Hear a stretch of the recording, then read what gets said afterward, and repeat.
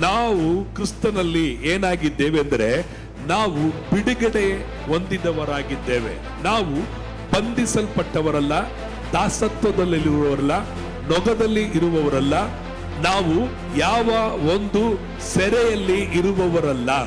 ನಾವು ಕ್ರಿಸ್ತನನ್ನ ಅರಿಯಕ್ಕಿಂತ ಮುಂಚೆ ಅನೇಕ ಕೆಟ್ಟ ಅಭ್ಯಾಸಗಳಿಗೆ ನಾವು ಸೆರೆಯಾಗಿದ್ವಿ, ದಾಸತ್ವದಲ್ಲಿದ್ವಿ, ಗುಲಾಮತನದಲ್ಲಿದ್ವಿ, ಭಯದ ಕಟ್ಟುಗಳಲ್ಲಿ ನಾವು ಇದ್ವಿ.